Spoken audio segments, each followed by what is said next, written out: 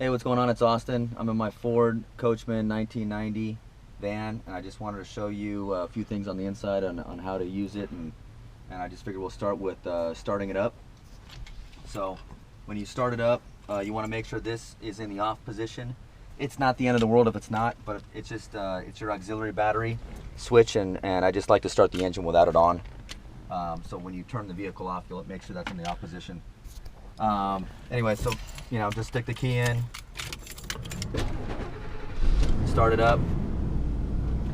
Before you go anywhere, this thing's kind of different than you would normally think, but this is the overdrive switch, and when you turn the vehicle on, it does not come on, so you have to push it on. And so when that light is on, that means that overdrive is off. So you want this light to be on anytime you're traveling 55 miles an hour or less. I would say if you're under 50, make sure this is on. Once you get over 50 and you're cruising, then you want to kick this switch off, and you'll be in overdrive and you'll be getting better gas mileage. So that's that switch right there. When you do kick it on and you're getting ready to go on your trip, you want to kick on the auxiliary battery charge button. The light will come on, and what that does is it causes the battery to start charging your house battery.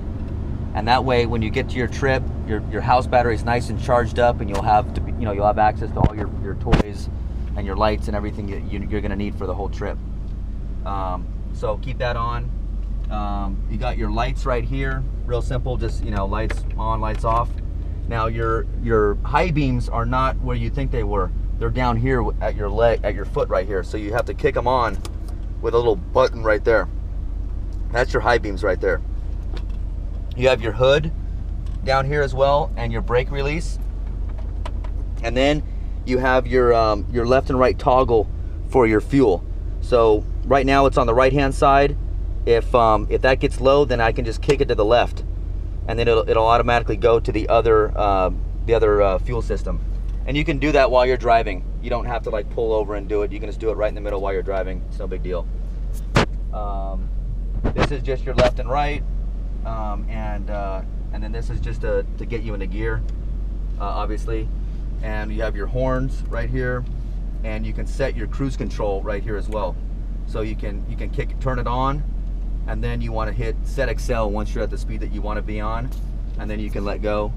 And then if you hit brake and you want to resume back to where you're at, then you can hit resume, and it'll take you back to where you want to go. And then if you're done with it, you don't want to be using it all, just hit off, and that's it. Your windshield wipers are right here. If you want the windshield wiper fluid to shoot at you, I don't want to do it right now, I just cleaned the vehicle, but you just push this in. So you just push it in, and the fluids will come out. And then you can turn it, and you can do this. You can do low or high, or I don't remember what that intermittent. It comes on like once in a while, I guess. But everything works. It works perfectly fine. And then you have these right here. You can just push this in and kick that out. You can get your air that way if you like. Obviously all your windows work right here, and then your lock and unlock. I will say the only thing that does not work on this vehicle is when you do these, everything works except for this one. So you always have to do this one manually. So when you get out of the vehicle, you just have to lock this one manually and unmanually. When you lock it, it just doesn't work. I haven't taken the time to fix it. You got your AC. AC blows great. Air is amazing up here. And then you got your heat, which you can go to your heat, no problem. And then you have your radio, which you just kick in this way on the right-hand side, push that one in, and then push it in on this side. And the power is right here. Kick on the power, and then you can go to your stations and set your stations, and you can go to everything that you can. I'll let you figure that part out. I have this right here, which you can plug in, so you can plug your phone into it and be able to play music off of your phone. And and when you do plug that in, also you can use this as a speaker. You can use your whole car as a speaker when you're talking on the phone as well. So you can, if you have this in and somebody calls you on the phone, it'll radiate throughout the speakers. So it's pretty cool. So other than that, I have this. This is from the this is from over here, the electrical power hookup. It takes you from your special like commercial to your regular 120, and I keep that right in here. So that's where it is. I have one of these because this does not work when you want to charge your phone for some reason. So you want to use it out of here to charge your phone or any accessory you're going to charge. And other than that, I got a tire gauge, and that's pretty much it up here in the front. We'll turn that off.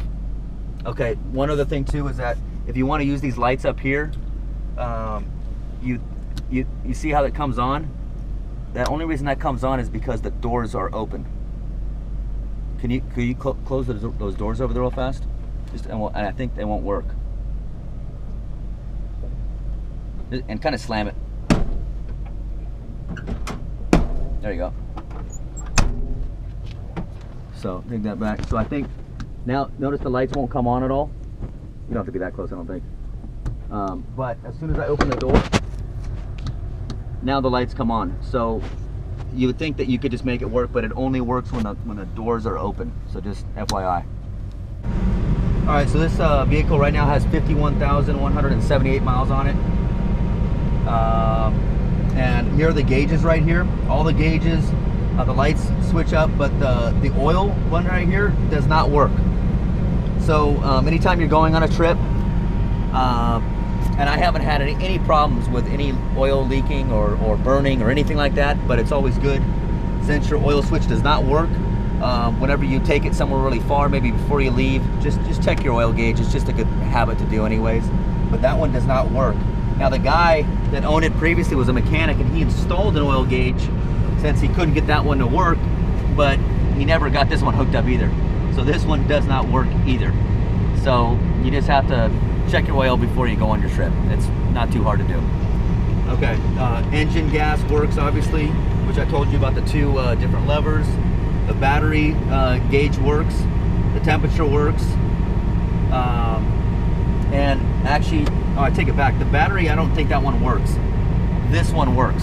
So I think the guy, because that one didn't work, installed this one. You can see we're reading right around 13 volts, which is just perfect. You know, nice full battery. And that's it. That's all I wanted to show you.